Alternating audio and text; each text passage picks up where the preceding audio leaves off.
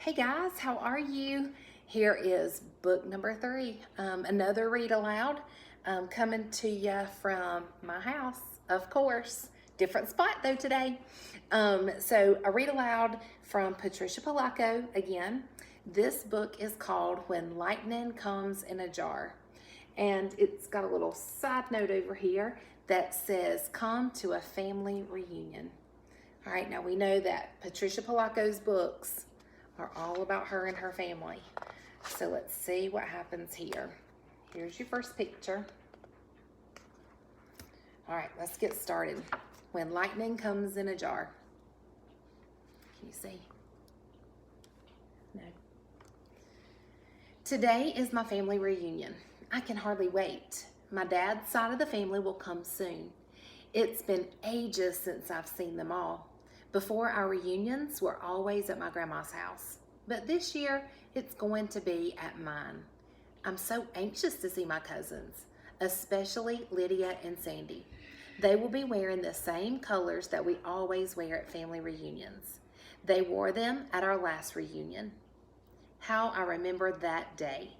Grandma and I stood in her front window, waiting for my relatives to come. "I can't wait to see them all," I said to her. "I know," she answered.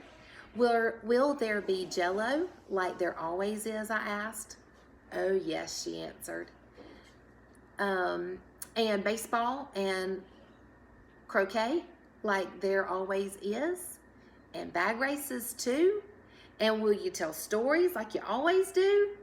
"Might," Grandma said, looking up at the sky. "And we might catch lightning in a jar."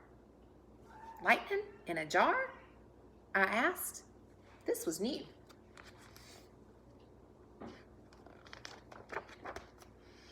And then my relatives started driving up by the carload, one after another. Finally, the car I was waiting for rolled up and my 5 cousins piled out: Sandy, Freddie, Billy, Lydia, and Carl. Sandy, Lydia, and I squealed and ran for the porch swing, just like we always did. We held hands and we pushed the swing with our bare feet. We told secrets that we had kept for a whole year. And I told them about the lightning in the jar.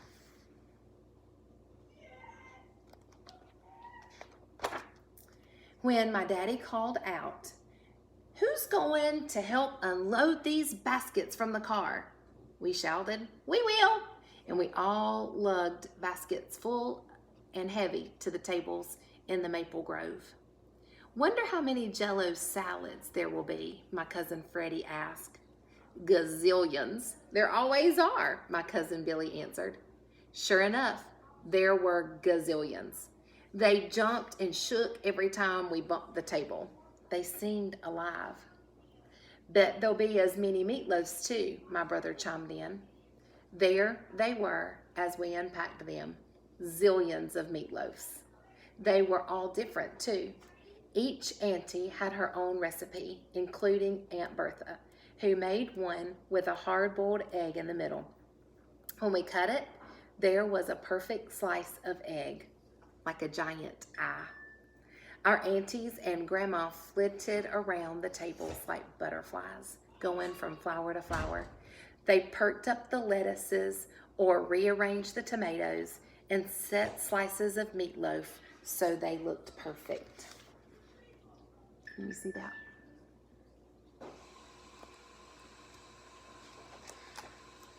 When Grandma and the aunties took off their aprons, we all knew it was time to gather at the table. We all held hands. Uncle Waylon said the blessing, and then everyone sat down and dove into the food, piling it high on their plates, some as high as haystacks. My brother Richie was sitting with some older girls that came with our older cousins. He was acting silly. I could tell he liked one of them. How embarrassing.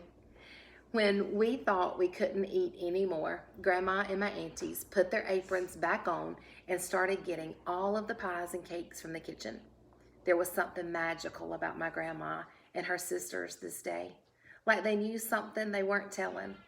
I did wonder how Grandma was going to catch lightning in a jar, and every so often I'd stop her and ask her how. She'd just smile and say, "Easy. Someday you'll do it too."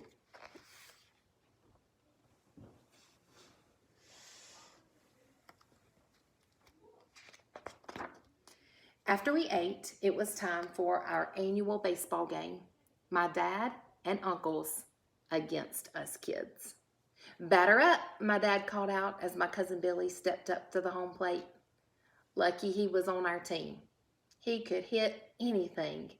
When he was out at field, he'd leap into the air and make impossible catches. "That kid can jump higher than a cow's back," our uncles used to say. First pitch out, Billy hit the ball so hard it clean disappeared. We thought we saw lightning as it hit the sky. Maybe the lightning was on its way. Was that what Grandma was going to catch in the jar? "I'm going to be a Detroit Tiger someday," Billy said that day. We all knew that he most certainly would.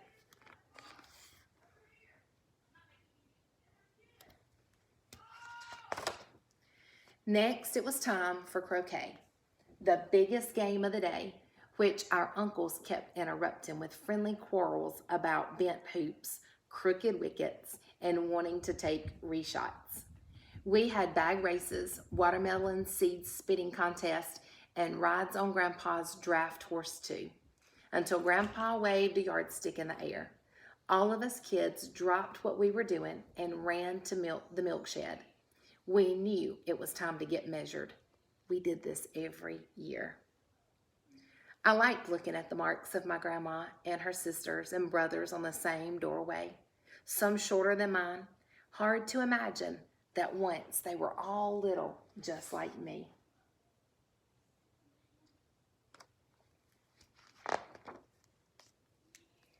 Look at this picture before we get started. See the real photographs? What they're looking at? Aunt Bertha had gone to the house and fetched all of the family portrait albums. The aunties showed us old brown photos and pointed. That was their father, who saved souls as a preacher when he wasn't farming. Look, there were their favorite horses. Their eyes sparkled when they showed us their wedding pictures.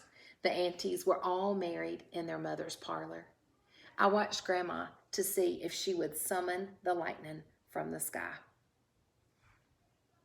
If you look closely, you can see they're looking at this picture album, which you probably have a couple of these in your house, or maybe your grandparents do, where they have actual photographs. They're not digital. Isn't that crazy? And I love the way that Patricia Polacco put real family pictures in this book. Isn't that cool? "It's time for our family photo," Aunt Iva called out as she jumped up and grabbed her camera. That sounds just like me. We kids didn't like this part because it meant that any dirt on our faces would be scraped off with a hanky that our aunties had spit on, especially mine. "Everybody smile," Aunt Iva sang out. Look at them getting all cleaned up for the picture.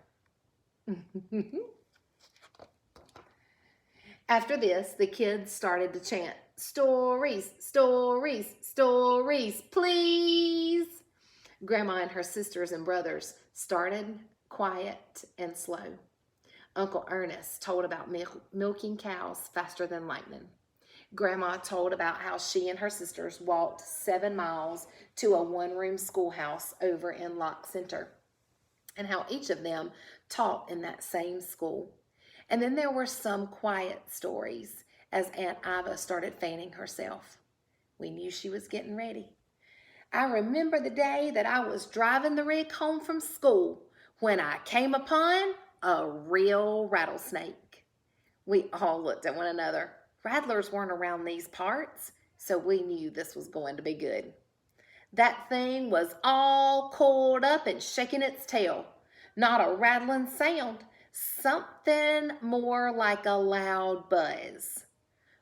Bell Horse just stood there and shook." "What did you do, Aunt Iva?" we asked. "Well, sir, I stepped out of that buggy. I took my umbrella and put it smack in the middle of that snake all coiled up. It just wrapped around that umbrella. I knew if it struck me, I was a goner. We all leaned forward. So I picked it up, gave the umbrella a sharp jerk, and flung that snake into Cecil Potter's field.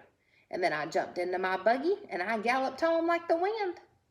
All of my aunts and uncles laughed. Then a flicker of heat lightning sprang out of the horizon.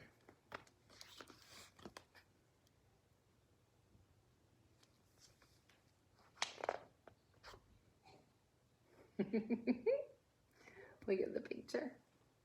See? The air didn't move. Was some magic going to happen? Aunt Ada fluttered her fan. We knew she was getting ready to top Aunt Iva's story. Have I ever told you children about the time that I took a ride in the first new flame motor car in this here county? No, we kids sang out. Well, sir, it belonged to L.D. Dunkel. My pa didn't approve of him. No, never, no, how. He's a wild kid, he'd rave. Don't never want to see you with the likes of him. And then one day, I was walking home from prayer meeting. He rolled up next to me, driving the shiniest machine I'd ever seen. Aunt Ada stopped and fanned some more. Well, what happened, Aunt Ada? We begged. Well, Aunt Ada crowed, I climbed right into that thing. Eldie shifted that contraption, making a terrible sound, and that roadster almost leapt right out from under us. It went so fast my hat blew clean off. We were going almost 40 miles an hour. We raced up Moyer Road, hurtled around Evie Peters' barn, almost flattened the Bender sisters' fruit stand, and then howled down Dietz Road. We gasped. And when we skidded to a stop in front of Pa's barn, there he was, just a standing there. She stopped again. She fanned herself. Well, what did he do, Aunt Ada? What happened? We all pleaded. Not a blessed thing, she answered, and laughed so hard she almost dropped her lemonade. Heat lightning flickered again. There was a low rumble of thunder off in the distance.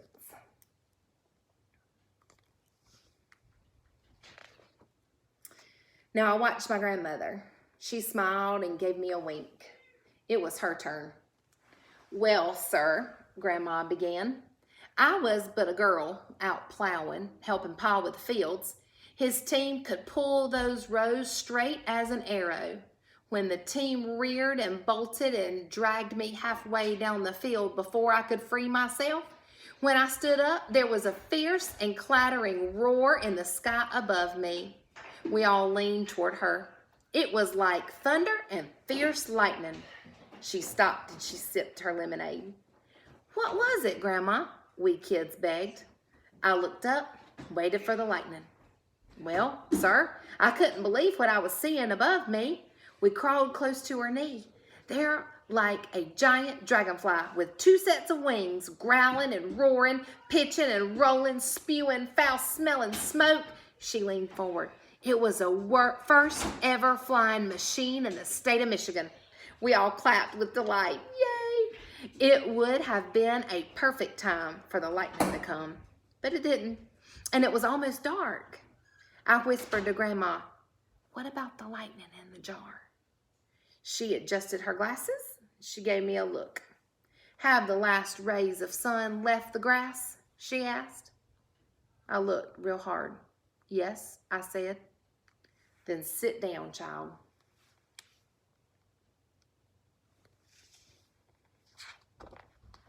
Aunt Bertha brought a wicker laundry basket full of glass cannon jars and set them at Grandma's feet.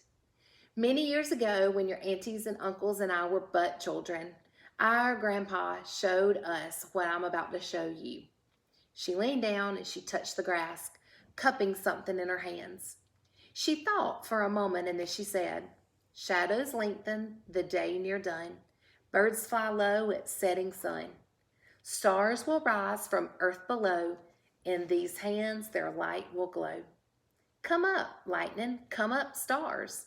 We'll snatch you up in these here jars. She blew into her hands and she let something go. It flew for a moment and then landed deep in the grass. We watched, but nothing was happening. Low thunder rumbled above us.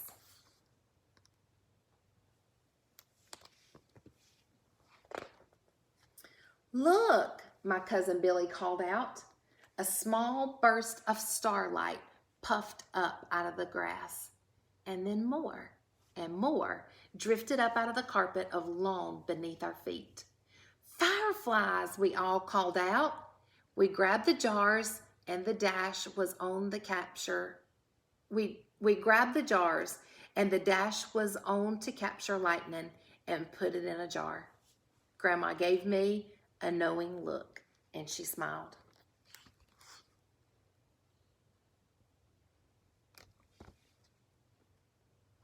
Lots of them. I love this picture. When everyone had gone home that night, Grandma and I sat on the porch swing together. We looked at the flickering jar, and even though fireflies are common in Michigan on summer nights, never had I seen so many as I did that night. And as long as I live, I'll believe that somehow Grandma called them up with her stories and with her magic. That night seems so long ago, but the reunion is here again. My family is arriving now, and my heart is racing. We'll eat scrumptious jello and meatloaf, play baseball and cricket, spit watermelon seeds, and scrawl new measurements on my milk house door jam. We'll look at photo albums, we'll laugh and cry at some. We'll remember the stories, how Grandma saw the first flying machine and Aunt Iva conquered the Rattler. We'll talk about Billy and how he should have been a Detroit Tiger, but he gave his life for his country in a war far away. Now look at that picture. These were the children at the beginning of the story, and that must be their children. Notice how it says we'll remember these things. Time's gone by, but they're still getting together as a family. Then, when the sun is low and the shadows long, we'll all sit and fan ourselves in the shade of the maple trees. Only a new crop of children will gather at our knees. My father, my grandmother, my aunts, and my uncles are no longer here. So now it is we who must tell their stories and bring them back for fleeting moments. The kids from the beginning of the story are now the adults. And now they've got kids of their own. They're passing on those same stories. Then I will show the children the magic that my grandma showed me. I'll call the stars from beneath their feet, and as they rise in the warm night air, these children will leap as high as a cow's back to gather them up.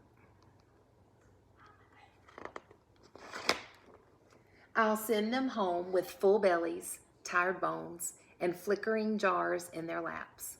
Their hearts will be overflowing, full of lightning, put there by folks who loved them even before they were born. Grandma knew this well.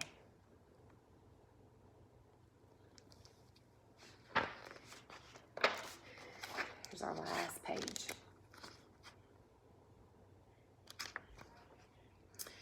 She also knew that someday they would tell their children about all of us and of the magic nights when we caught lightning in a jar. Pretty neat, huh? You know, I think about this story and it reminds me so much of family and our family and traditions and what we do.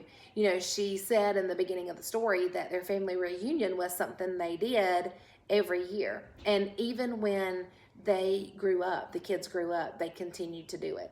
So as you listen to this story, talk to your family. Talk about traditions. Talk about what you guys do. Maybe it's something at Christmas. Maybe it is a family reunion that you do every year. Maybe it's a place that you go, or it's something that you eat, or it's a time of year. But something that you do as a family that's a tradition Maybe something your parents did when they were kids with their parents, and now you get to do it with them and your grandparents. Just spend some time talking about traditions today. All right? Hope you loved this book. This one was When Lightning Comes in a Jar. All right? I hope you guys are having a great afternoon. We will see you soon. Bye, guys.